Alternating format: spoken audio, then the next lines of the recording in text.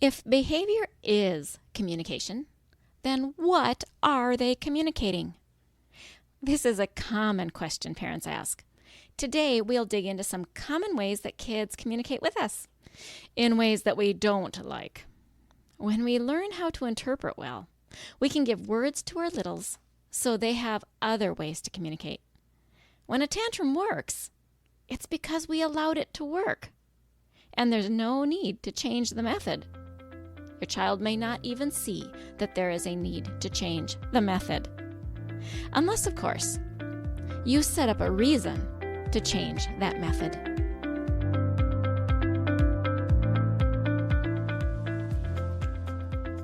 Does your child have a speech-language delay and you really want them to talk? Do difficult behaviors derail home life and you know the frustration is a communication struggle? Does your child see a speech therapist and you wonder, what do they do and how can I help? If these or similar questions are in your mind, this podcast is for you.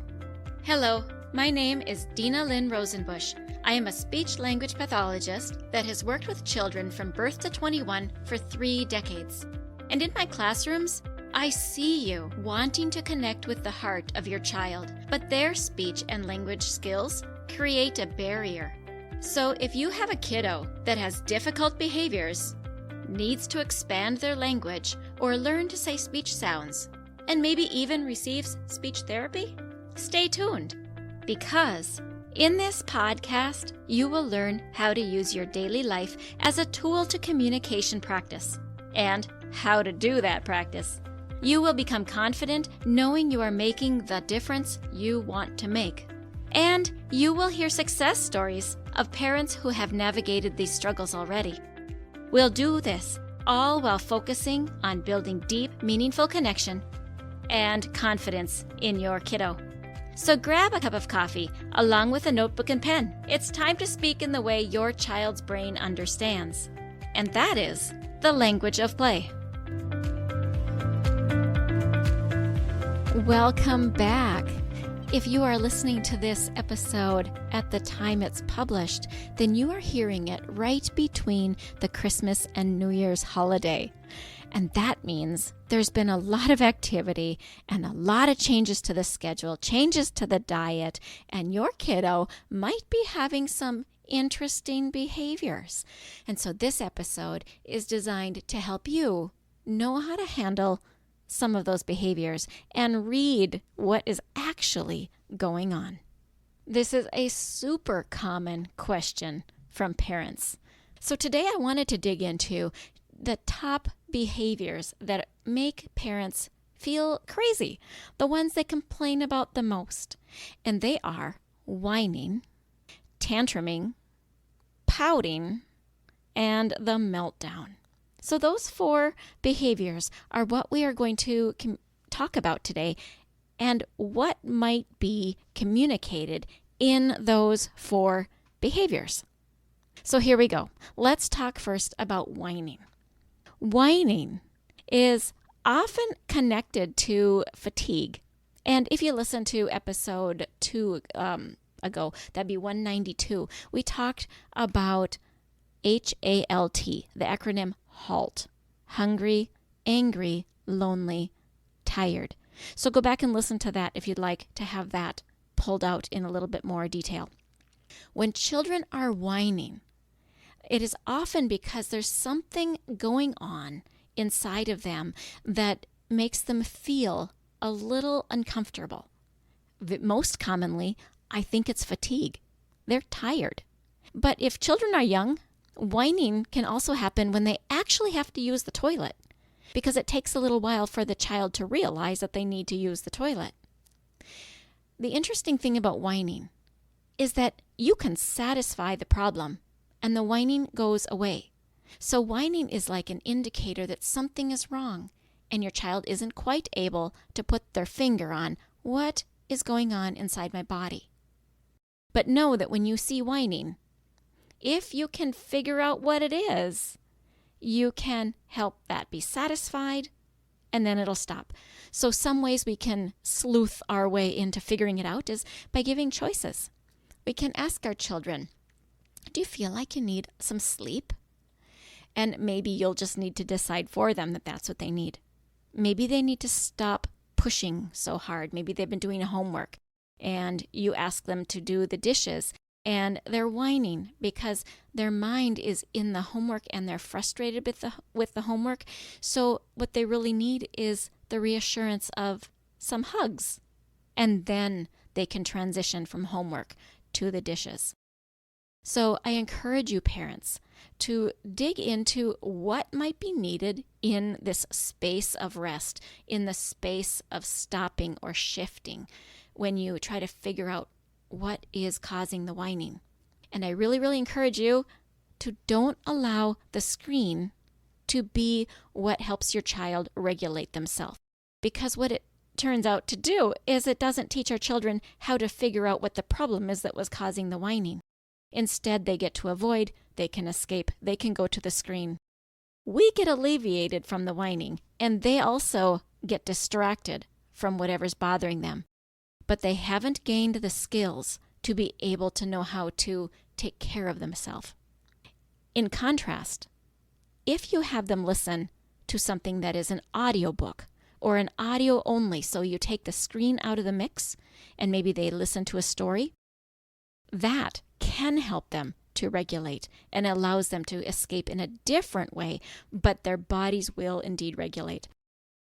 If for more on that, listen to episode 190, where Bob Hastings talks about his experience with stories. Now let's talk about the next one, and that is tantruming. I have a funny story for this one.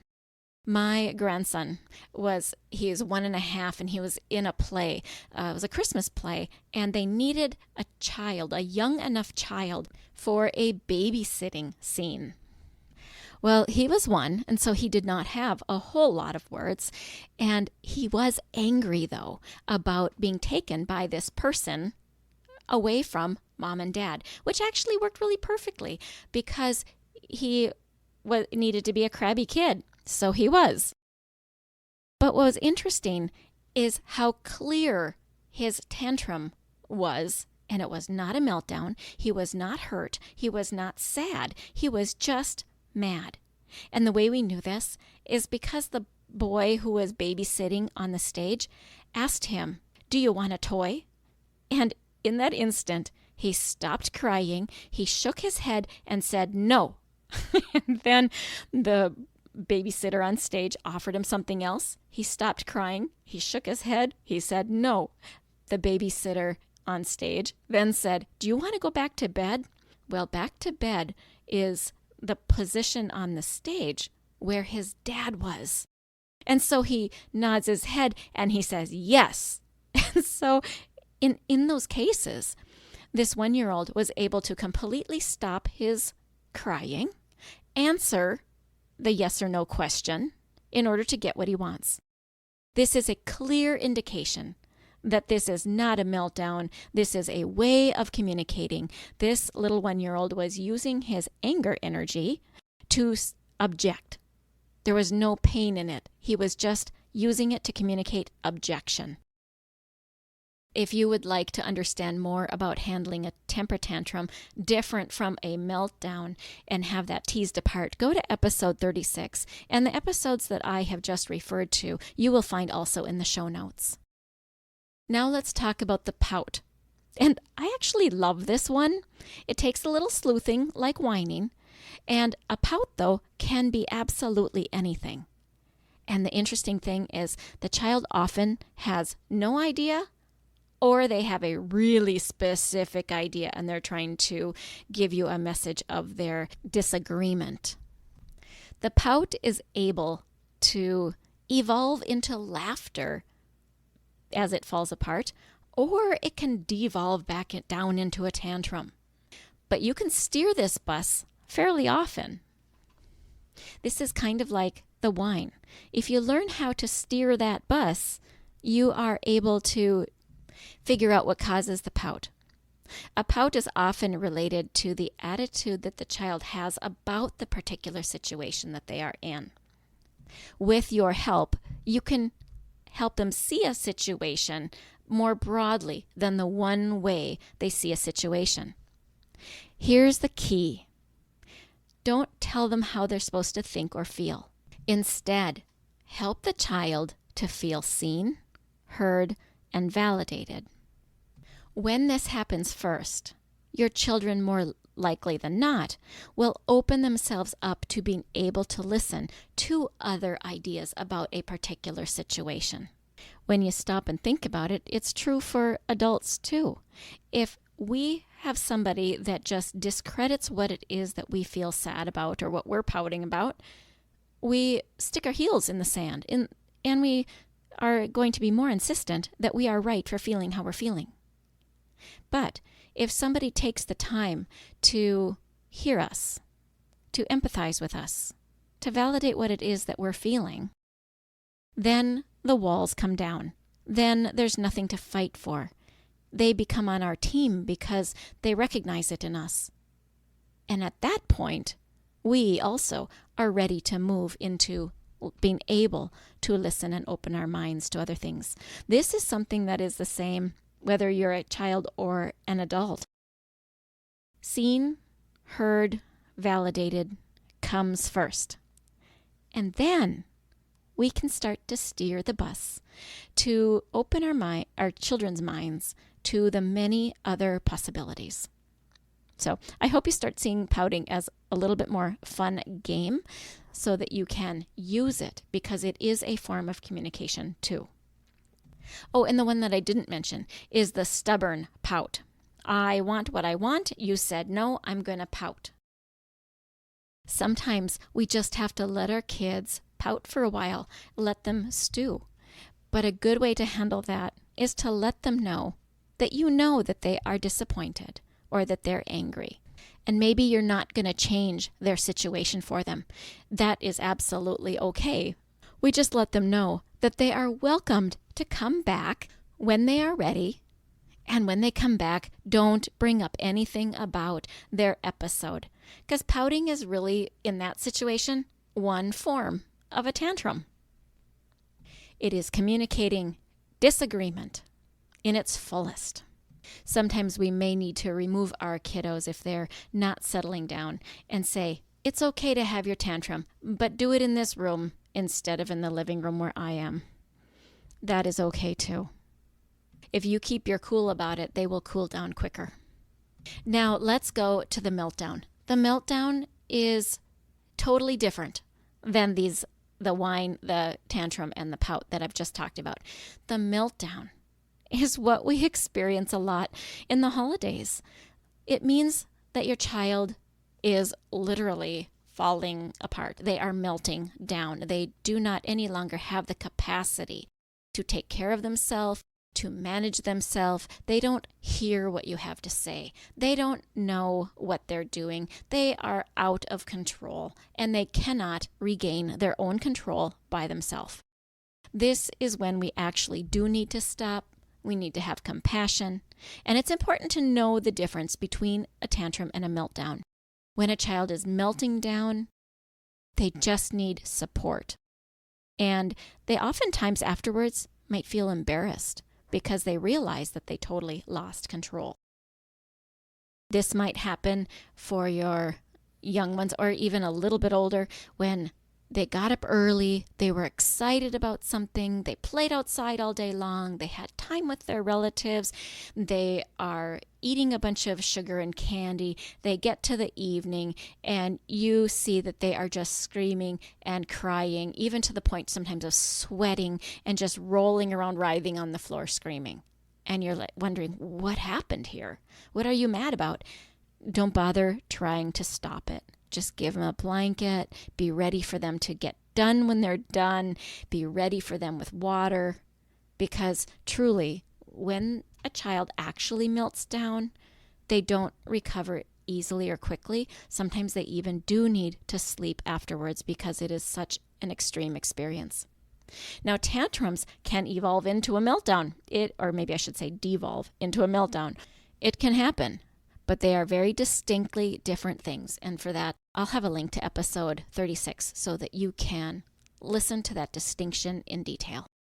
Now, I hope you learned something today, and I hope that this helps you to navigate some of those behaviors that can so easily happen with the extra stress of the holiday time, or any big adventure kind of time. Maybe you are listening to this in the summertime and you are going on an adventure that really impacts their sleep schedule. For more help on how this might pertain to your family directly, email me at hello@thelanguageofplay.com, and we can have a conversation that addresses what might be going on in your family so that you can take charge of your home and turn it into that happy, peaceful, productive type of place that we actually want it to be. When we learn to read behavior as communication, we are more able to become the parent that we actually want to be. As always, email me at hello@thelanguageofplay.com, and I'd love to hear your stories, and I would love to talk with you further. I wish you a happy holiday season. Hey parents, I hope you found this episode helpful. If so, would you please take 30 seconds and share it with a friend who also lives or works with children? I would really appreciate it if you would leave a quick review for the show on Apple Podcasts. I read every review, and it lights me up to know that this show is making a difference. Then come join my Facebook community, where you'll meet other parents who are dedicated to helping their children grow too. You'll find the link in the show notes. Thank you for joining me. Now it's time to go. Let's pop our kiddos in the strollers and go look around outdoors and see what we have to talk about.